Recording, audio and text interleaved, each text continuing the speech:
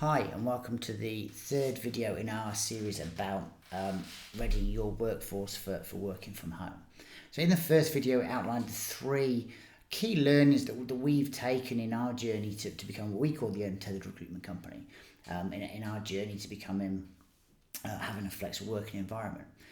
We've won a number of awards for a working environment, for being employer of choice, for our innovation, for how we use technology, etc. So I wanted to share some of the learnings we've had on that journey with our interconnected community, because in the current climate, I think it's a good idea for us to share ideas on how we can all be more productive and survive the current crisis.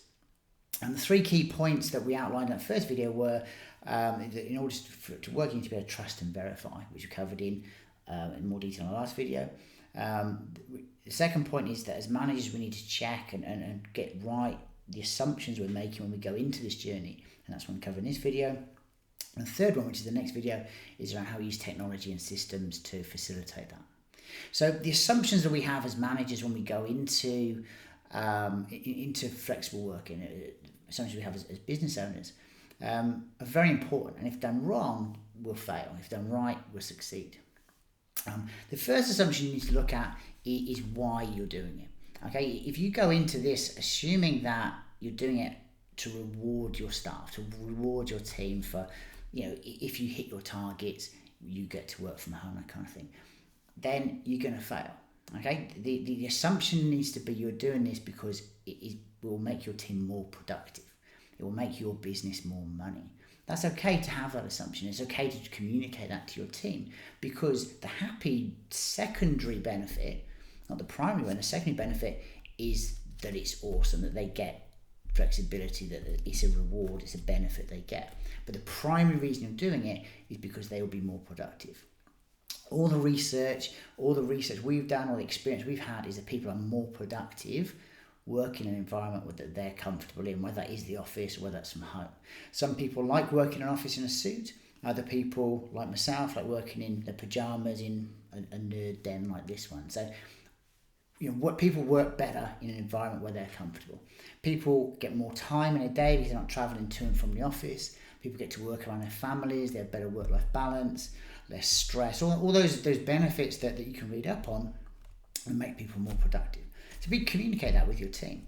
This is why we're doing it, because you're more productive. If someone has earned it as a reward, you owe them. So I'm working from home because I earned this. It's my right to do this. No, that's not the attitude you want your team to have. If they're doing it because you want them to be more productive and they love working from home, they will be more productive because they want to continue working from home. Nobody owes anyone anything. You have a contract between you and them that they have this because they will be more productive. And that is a contract that both parties want to work. Having that assumption and communicating it well will make your team more productive. The second assumption that we need to check as managers and business owners going into this journey is about our team. If you assuming that your team will not step up, that they can't be trusted, if you're not watching them, if you need to monitor every single thing they do, you're going to fail. I mean, if that's the type of culture that you have, then you probably have bigger problems. And that is not a culture that will translate well to working from home, unfortunately.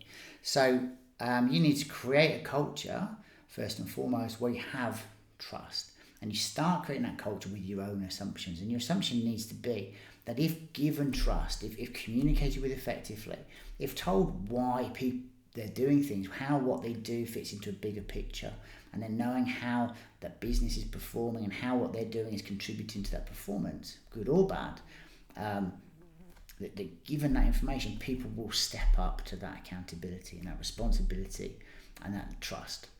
From experience, people do. I'll give an example. About 6 years ago, we started giving every new employee a credit card on their first day. The first day they start, on the desk is all your nice little first day pack. There's a credit card, okay, with their name on it. It's all set up, they're ready to go. There's no policy. In fact, the only written policy we have on credit cards is written in the handbook, which says don't take the piss. That's it.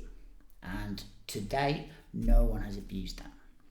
Okay, so we've been lucky with who we hire, but people tend to step up to that level of trust that you give them. So your assumption going into this needs to be that people are going to step up to that. People are going to take the accountability. People will work hard. People will want to succeed when they're working from home. So if you, and to do that, you need to be creating the right culture behind that. It's obviously a bigger discussion as well. So those are key points around your assumptions as a manager. How you go into this as a manager can make a massive difference to the success or failure of your workforce working from home. I hope this has been helpful to you. We've had an exciting journey on our way to flexibility. I hope that this helps you in your journey. So stay safe, stay healthy, and good luck.